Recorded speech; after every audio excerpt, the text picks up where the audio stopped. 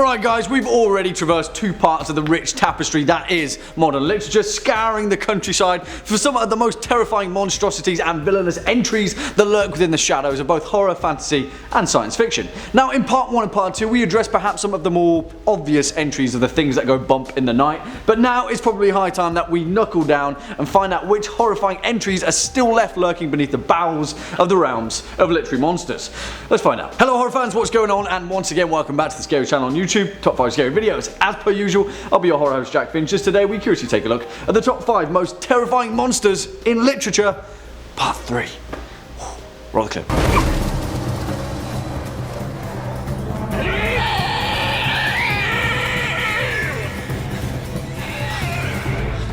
For the curious amongst you, that clip was from 2002's The Time Machine starring Guy Pearce, a modern cinematic retelling of the 1895 science fiction novella of the same name written by H.G. Wells. In it, it depicts a world far, far in the future where humanity has evolved into two very distinct species, the Morlocks and the Eloi. And yeah, whilst the Morlocks might be like 9 feet tall in that film and will frickin' blow dart guns, in the novel they're an unnerving depiction of humanity's obsession with putting things in boxes, shall we say.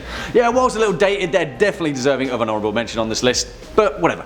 Let's begin, shall we? Kicking off at number 5, The Worms from The Troupe. If you've ever heard of Nick Cutter, author of 2014's The Troupe, you might be mistaken to know that he's actually another author named Craig Davidson, but nevertheless, under the nom de plume Nick Cutter, over the past few years he's churned out some incredibly refreshing entries in the catalogue of modern horror literature. His first foray into that frightful world was with 2014's The Troupe, a genuinely disgusting tale about a group of Boy Scouts out in a Canadian island that unwittingly find themselves in the death grips of a bout of disgusting biological warfare. Now whilst I'll try and keep spoilers to a minimum because The Troupe is definitely worthy of a read and it's a genuinely gripping novel, it's going to be a little difficult when it comes to explaining the titular worms of this number 5 point. I mean, if you've seen part 2 of this list, you'll know that anything slug or worm based is pretty horrifying, but dude, the worms from The Troupe? They're freaking disgusting. Written and directed by Nick Cutter, The Troupe tells the tale of a scoutmaster and doctor, Tim Riggs, who takes his scout troop out to a remote Canadian island in Prince Edward Island for a wilderness retreat, when unbeknownst to them, a strange thin man comes knocking on the cabin door and he's harbouring a pretty disgusting secret. He's hungry. So hungry that anything he eats does nothing to sate his ravenous hunger. And why is that? Well, the thin man is infested by a grotesque host of parasitic worms that writhe inside his stomach, seeking to infest the next victim. I mean, if you guys have ever read the works of Chuck Palahniuk, Nick Cutter often gets compared to him, and in terms of genuinely visceral literary descriptions of a vile, ravenous, biohazard worm infestation, it kind of doesn't get grosser than this. Also, the novel itself is just fantastically written, and the ending is something else entirely. It begins like an average run-of-the-mill viral pandemic horror and just completely goes somewhere else. It's great. Swinging in at number 4, The Glomglow from the Edge Chronicles.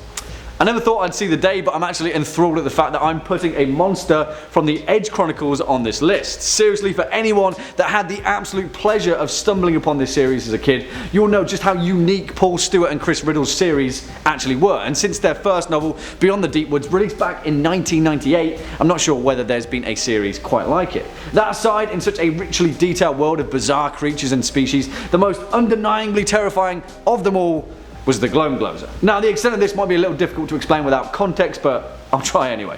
For those of you that don't know, the Edge Chronicles is a series that spans several generations that details a fantasy world known as the Edge, a literal gigantic cliff edge bordered by an impossibly deep forest where a whole host of species survive and thrive. One of the most barren and bleak areas is a place known as the Edgelands, a desolate and dangerous place that just so happens to be the stomping grounds of the Glomglow, an ancient demon that had lingered along upon the edge and who ultimately orchestrated the demise of countless of its victims. In many ways, the Glomglow is kind of similar to the Babadook in that he's a manifestation of something, perhaps a convergence of emotion, and for a children's novel, the extent of the Glomglow's perfectly crystallised fear was pretty damn staggering. The thing was actual nightmare fuel. The Glomglow was a shapeshifter that could resemble any living creature, but its true form was a hideous creature with a warty, sneering face, framed by 2 sinister horns and cloaked in a pitch black, formless robe. It couldn't harm anyone through physical means, but instead had perfected its power of lies and persuasion to just lead people to their deaths, make them step off the edge and then gone. That was its fuel, that was its purpose to exist. Now, maybe it was Chris Riddle's incredible and richly detailed illustrations, but yeah, in a book of adventure and hope, the Glomglows quickly put an end to all of that. Next up at number 3, the Triffids, the Day of the Triffids. It's probably been high time since John Wyndham made his way to this list, but for the resolute amongst you, you knew it was going to only be a matter of time, didn't you? Now, for fans of top 5 scary videos, you'll know that we recently covered an awesomely underrated 2008 film, The Ruins, based upon the novel of the same name by Scott Smith, which just so happens to feature an absolutely terrifying species of ancient sentient plant life that have a habit of burrowing into human flesh. Well, before that, John Wyndham beat science fiction to the post and he gave us the Triffids. And for those of you that are so inclined, you may not look at a plant in the same way again. Nature is scary, and so it should be. The incomprehensible power of an ecosystem should be something that we never look at without an ounce of respect or fear, because we pale in comparison to it. Well, Wyndham took that theme and he literally put it on 2 legs. Well, 3 legs actually, and gave it the sentient will to bring an end to all of mankind.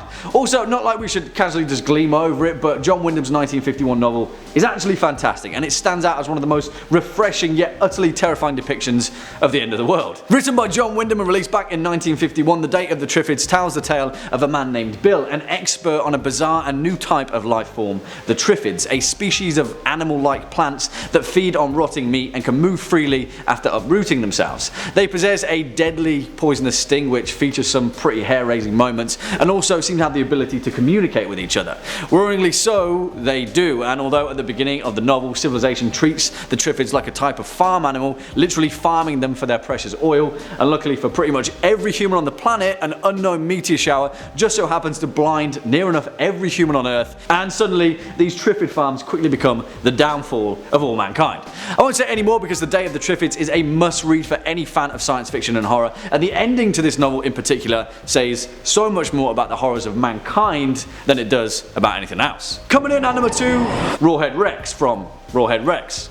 Alright guys, I know we said in our previous part 2 of this list that we'll be featuring no Lovecraft, King or Barker, given the fact that we already have many specific top 5 lists for the former and are planning a list for the latter, but we can just give a little bit of a snippet in this part 3 and talk about one of Barker's most genuinely terrifying literary creations, Rawhead Rex. Now, if you've seen the 1986 cinematic version of his short story, you'll understand why Rex kinda gets a bit of a bum deal when compared to other horrifying monstrosities, but if you take a look at the prose and look past the fact that essentially this monster is a giant 9-foot phallus with teeth and a ravenous maw, it is actually terrifying. Barker's intention with this creature was to encapsulate the primitive nature of mankind and give it a form, and given the fact that we actually see the terrifying actions of this creature through its own eyes, it says a hell of a lot about the human species. As the titular monster of the 1984 short story of the same name, appearing in Clive Barker's Books of Blood, Rawhead Rex is an ancient, malevolent, carnivorous and bloodthirsty beast that terrorizes the small English town of Zeal for time forgotten. It is alluded to that Rawhead Rex, its true name unknown but often referred to as the King or Bloody Bones, was an ancient pagan demigod known for devouring children by the bucket load and violating and impregnating women, with its only fear being that of pregnant women, the literal antithesis to its primal function. I know Rawhead Rex sounds pretty tongue-in-cheek from the off, and perhaps that's why the 1986 movie pretty much missed the mark entirely, but forget about that, because Barker's actual prose is pretty damn terrifying, and it's almost like watching Jaws through the eyes of the great white shark. Yeah, stay tuned and we'll have a comprehensive Barker list for you, but for now, Rawhead Rex, it'll have to do. And finally, coming in at number 1 spot, the Chandrian, the Kingkiller Chronicles. Okay, alright, I do recognise that this particular series may be quickly becoming a Patrick Rothfuss fanfare, but whatever, I'm cool with that, down to the fact that so many of you have been receptive of the recommendation, because come on guys, if you're not reading The Name of the Wind and then The Wise Man's Fear and then waiting for Book 3 like the rest of us, I'm not sure what you're doing with your life, alright? Okay, now that's out of the way, we have to talk about the literal definition of the fear of the unknown, a concept of horror that has a habit of being frighteningly effective. Now, this might be a personal thing, but I'm sure that many of you are on the same page as me. I'm not entirely sure if there's ever been a vessel of horror that has been alluded to so minutely with such lack of information that has been so impactful and nightmare-inducing as the potential terror of the Chandrian. Again, I'll try and do this without spoilers because seriously, read the Kingkiller Chronicles, but I've never believed that a group of potential demons could truly be as evil as the Chandrian.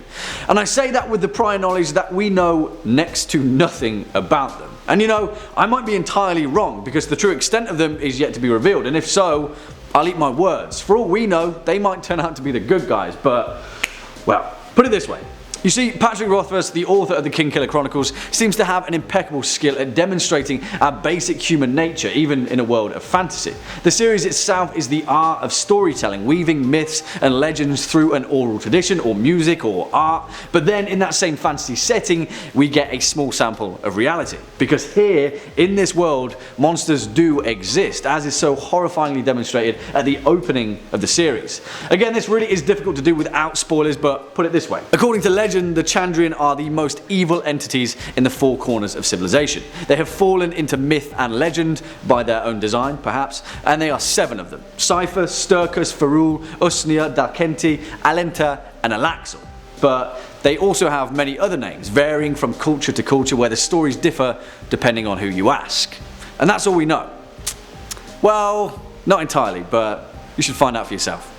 Trust me. Well, there we have it, horror fans, our list of the top 5 most terrifying monsters in literature. Part 3. What do you guys think? Do you agree, disagree, have any more to add to this list? Let us know your thoughts down in the comment section below, as well as any choice picks of your own before we depart from today's video. If you'd like to continue on with your top 5 scary binge, then please make sure to hit that playlist conveniently compiled for your viewing enjoyment. Unfortunately, that's all we've got time for in today's video. Just stick around all the way until the end. If you were a fan of this video, or just top 5 scary videos in general, then please be a dear, hit that thumbs up button, and we'll be seeing you in the next one. As per usual, I've been your horror host, Jack Finch. You've been watching top 5 scary videos, and until next time, you take it easy.